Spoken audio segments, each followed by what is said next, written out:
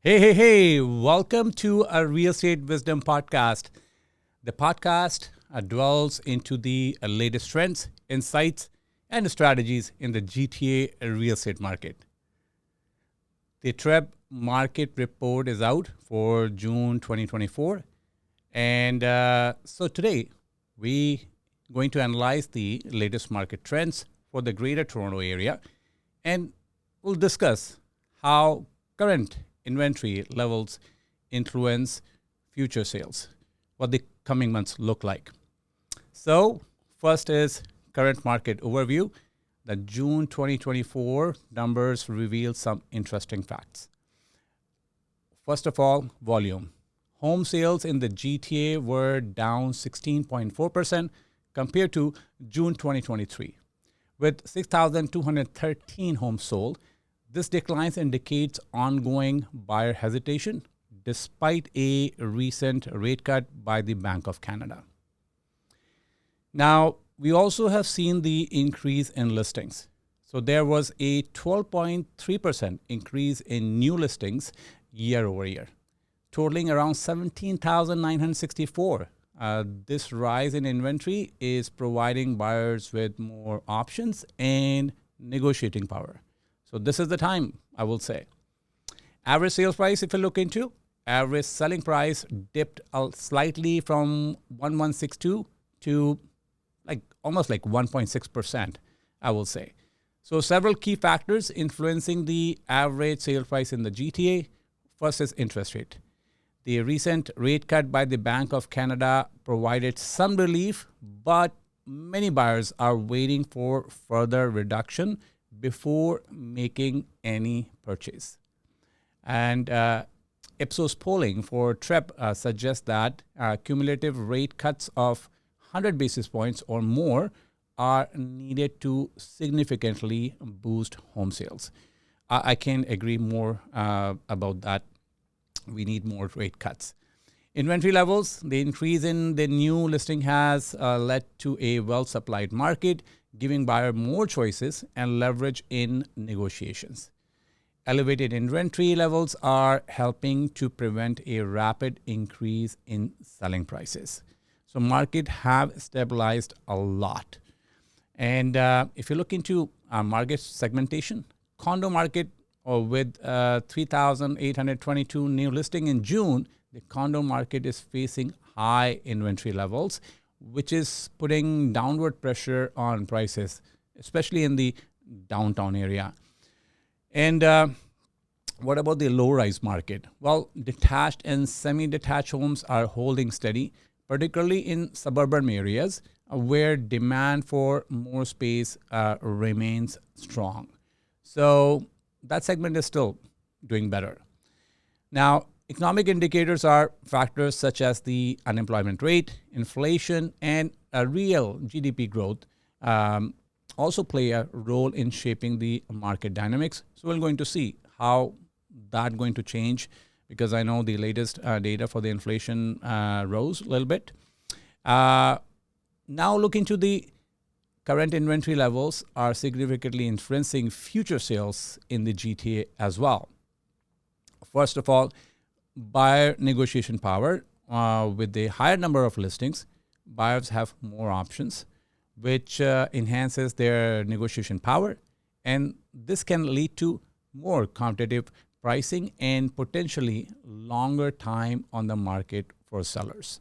We already have seen some of the listings are there, which not moving at all. Elevated inventory levels help mitigate against a quick run-up in selling prices. As sales pick up alongside lower borrowing cost, the ample supply will likely keep price increases moderate. So don't expect too much prices going to go up. Market is balanced. A well-supplied market can lead to a more balanced real estate environment where neither buyers nor sellers have a distinct advantage.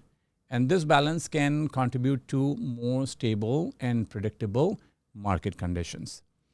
So what's future demand? Well, strong population growth and ongoing demand for housing in the GTA suggests that despite current high inventory levels, there will be sustained interest in home purchases, and this long-term demand will support future sales, especially as economic conditions improve and interest rate potentially decrease further.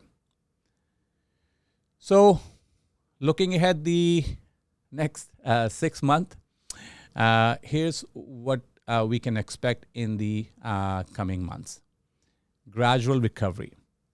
As interest rates potentially decrease further, we may see a gradual recovery in both sales and prices.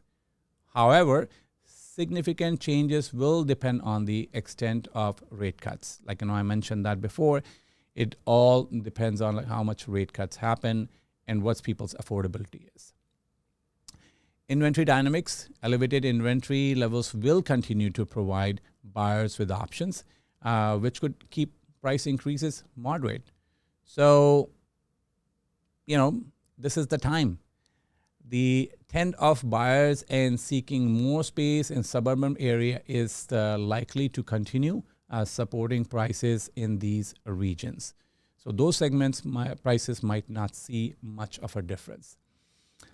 While ongoing economic conditions, including employment rates and inflation, will influence buyers' confidence and market activity. The other thing which we have seen the demographic shifts. As millennials enter the prime home buying years, we could see increased demand for family-friendly housing options. Now, look into the rental market.